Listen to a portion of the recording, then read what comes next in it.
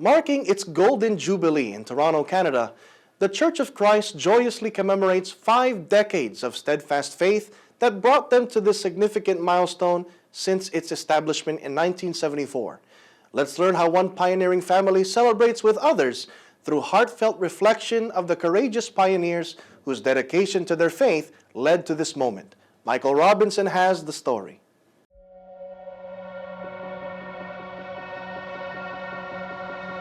Imagine finding yourself in a foreign land, thousands of miles away from your loved ones, working hard to build a new life.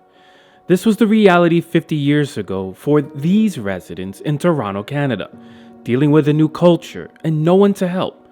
These were challenges faced by residents like Rolando Obsena and his wife May, who at that time were working out to make a new life.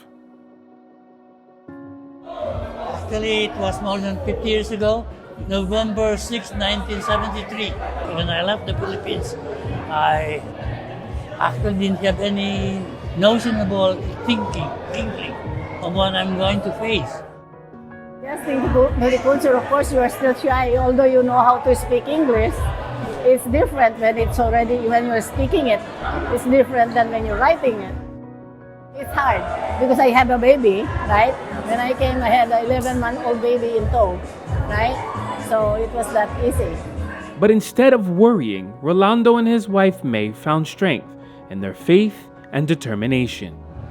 The truth is, when you are by yourself, especially here in Canada, so I really trust everything to God that He will be able to help me in that situation that I am in. His faith that kept him and his family going, because it was also 50 years ago that the Church of Christ which he belonged to would begin to be established in Toronto. And as his family grew in Toronto, so did the Church of Christ. And now 50 years later, Rolando and many other pioneering members of the Church of Christ in Toronto are celebrating God's blessings throughout the years together.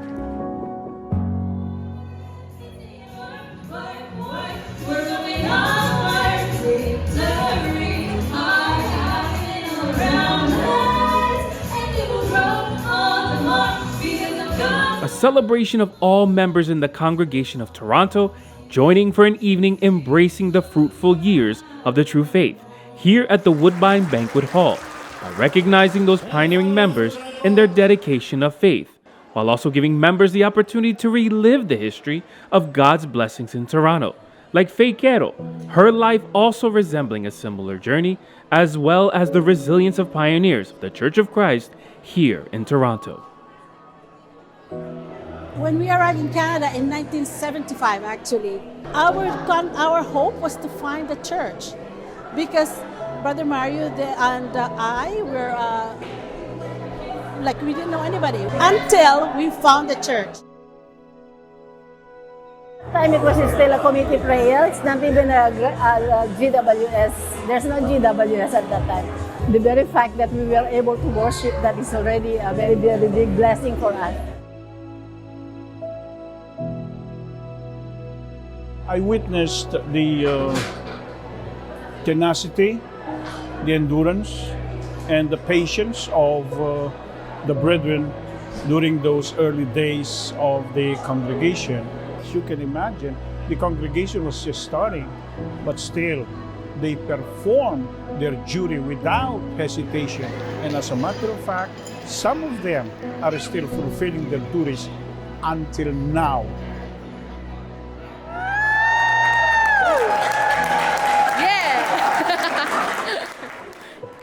That tenacity still shared until now, the Congregation of Toronto adding more members over the years and sprouting to more places in the Greater Toronto area, with more congregations, with newly established districts like Eastern Ontario and Southern Ontario, even further beautifying and renovating of their current house of worship, later rededicated to the Lord God, led by the executive minister of the Church of Christ.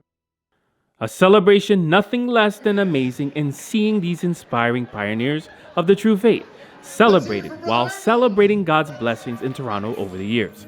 This dedication of faith also now extended to the next generation as the youth of the Church of Christ, and how they continue the legacy of those before them through the true faith.